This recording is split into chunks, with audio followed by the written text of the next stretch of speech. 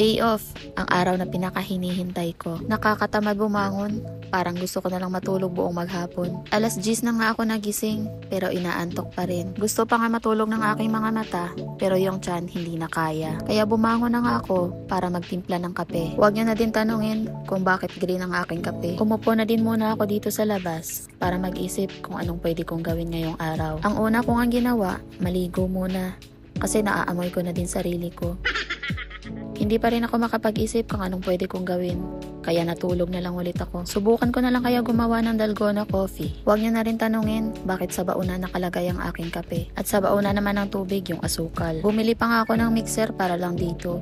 Sayang din naman kung hindi ko pakita sa inyo. After nga ng ilang minuto, eto na siya, lumalapot na. Napaisip na nga rin ako, parang gusto ko na tuloy magnegosyo. Simulan na nga natin. Bumili pa nga ako ng baso para lang ipagmayabang sa videong to.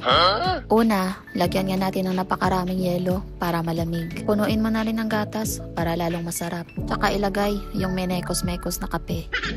Halo-haloin lang din natin. Tapos titikman. Nako, sobrang sarap. Mas masarap pa to sa pinagmamayabang yung Starbucks. Bago ko pa nga maubos yung isang baso, kumuha na ako ng pagkain dahil ako'y gutom na rin. Huwag niyo nang tanungin bakit sa kaldero ko kumakain. Wala akong pambiling plato. Pagkatapos kumain, pumunta na nga ako ng grocery para bumili ng pang-isahang linggong ulam. Kinuha ko na nga din muna tong labahan.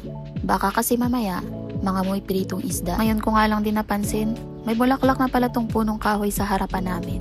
Ang ganda pala ng bulaklak niya. Parang cherry blossom lang ng malaki. Sisimulan ko na nga din magprito. Pero nag-away nga kami ng mantika. Hindi ko nga alam ba't ayaw niya sa akin. Hindi ko naman siya inaano. Kaya kailangan ko nga ng proteksyon panlaban sa masasakit na talsik ng mantika. Pero parang may mali yata sa aking ginagawa. Tapos may biglang bumukas ng pintuan. Bakit kasi dyan ka sa daan? Eto na nga ang aking unang menu. Piniritong isda na kalahating sunog, kalahating hilaw. Ang susunod, magisa na naman tayo ng gulay para pampahaba ng buhay. Lumipat na nga din ako dito sa gilid, nakaharang kasi ako sa daan. Buti ngayon at magkasundo na kami ng mantika, hindi na kami galit. Eto ang pangalawang menu, gulay para sa masayang buhay. 'Di ba? Agree naman yung dumaan sa sakyan. At eto yung pangatlo, hindi ko na nga pinakita kung paano ko ginawa. Itlog lang yan na may repolyo. Ay hindi, repolyo pala na may itlog. Basta, hindi ko alam. I-YouTube mo na lang. First time ko nga gumawa nito, kaya tinikman ko muna. Ang init pala. Masarap nga siya, base sa aking panglasa. Okay na to, ako lang din naman kakain. Huwag na kayong magtaka, ba't ang dami kong ulam? Ako lang naman mag-isa. Pang-isahang linggo kaya yan? Kung tutuusin, kulang pa nga yan.